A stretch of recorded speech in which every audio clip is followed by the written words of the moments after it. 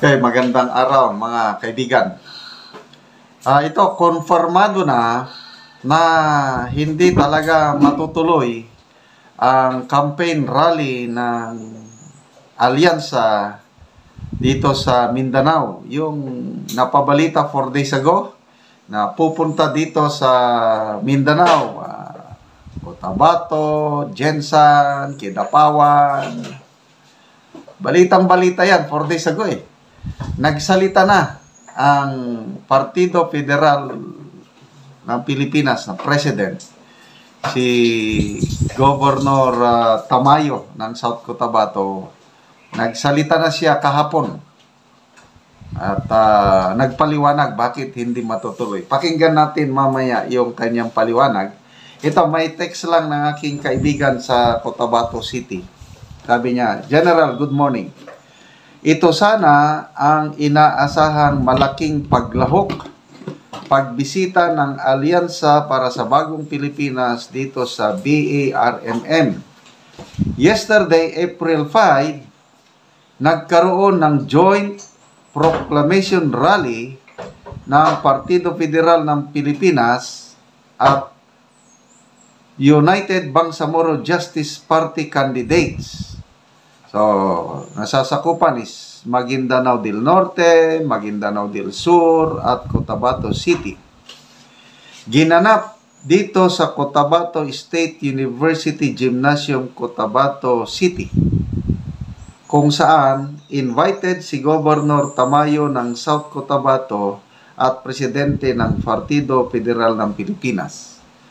Sa kanyang speech sa entablado ay ipinaliwanag niya kung bakit hindi natuloy ang mga senatorial candidates ng alyansa dito sa Mindanao, na kung saan 5 days before ay nagpahayag, balita sila ng mga scheduled campaign rallies sa Mindanao, ngunit di naman natupad. Okay, so it's confirmed. Walang campaign rally ng alyansa sa Mindanao. Kahapon na lang, nag-joint proclamation rally sila sa Cotabato City. Oh, no. Na ang nandun na lang invited yung gobernador ng South Cotabato. Ang presidente, wala. Ang mga kandidato ng alyansa, wala. Sila lang. So, anong dahilan? Oh, pakinggan nyo ang rason. Bakit hindi nakapunta? Dali okay, ito.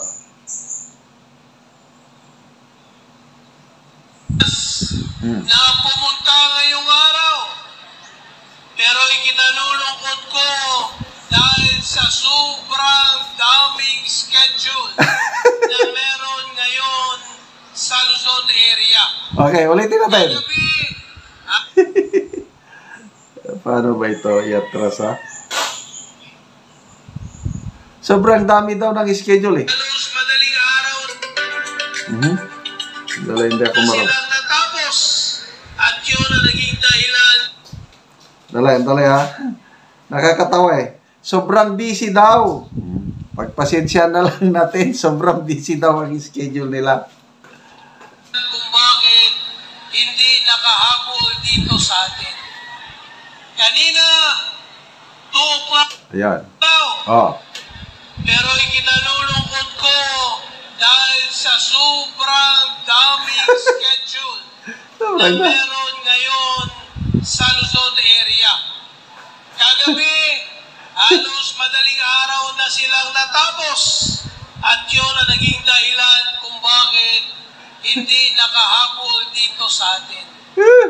Kanina, 2 o'clock in the morning, kailangan ko na pumunta ng airport para magre-representa sa ating mahal na Pangulong Bongbong Marcos at siyempre sa lahat na rin ng kandidato ng alyansa ng Bagong Pilipinas. Pero andito ako bilang Pangulo ng Partido Federal ng Pilipinas. Ako rin ang presidente ng lahat ng mga gobernador sa buong Pilipinas. At dahil nga sa presensya ng ating presidente ng UBJP ay wala sa ngayon at nirepresenta siya ng isa sa mga pinakamagaling inyong opisyal ng UBJP, ang ating Vice President Iqbal. Mohagir Iqbal. Sir, salamat sa inyong imbitasyon. So, ganun lang po. Dali ha. Bago pa man, Sobrang busy daw ang Pangulo sa Luzon. Sobrang busy ang alyansa. Kaya hindi nakapunta sa campaign rally sa Mindanao. Ano? Convincing ba? Kumbinsido ba kayo? Yung ganong sobrang busy o may ibang dahilan? Okay, comment kayo. Okay, magbasa lang ako sa mga comments na nandito ha. Kagawad Aladin. Nako, nagminagindanao na sila. Basahin ko lang. Goma din baso mga antapan. Nayanin mana niya ibag endorso sa UBGP lineup Bongbong Marcos. Kataman sa adin nga tarpulin nilan stage naman si Tamayo Banyar kasaligan si Bongbong. Hindi ko na naintindihan. Ito, Nasir Ontong. So, karamihan na nag-comment dito, mga kapatid nating Muslim. Hindi mananalo ang alyansa nyo sa Cotabato. Duterte po kami. Fahad Ali Di Guzman. Sorry, pero solid Duterte kami, mga taga UBGP, United Bangsamoro Justice Party. Rosa Jimmy, los. Anong magawa nyo kung line up ni Duterte gusto namin magpamilya?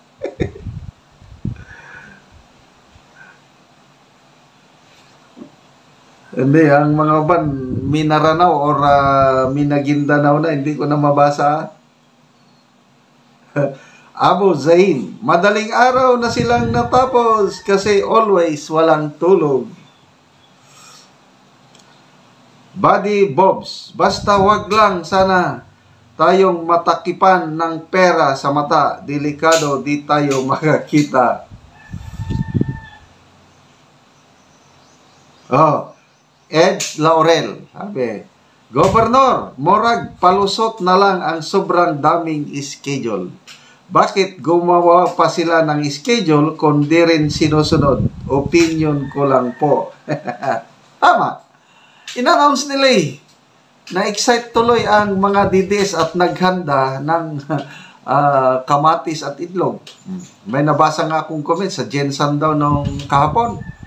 1,000 kamatis daw, 1,000 kilong kamatis daw na hinanda. But I believe, joke lang ito. So, huwag po tayong gagawa ng ganon. Pwede lang sumigaw ng Duterte. Huwag na lang magbato-bato kung ano-ano. Magugulo pa ang ano. Okay, salamat.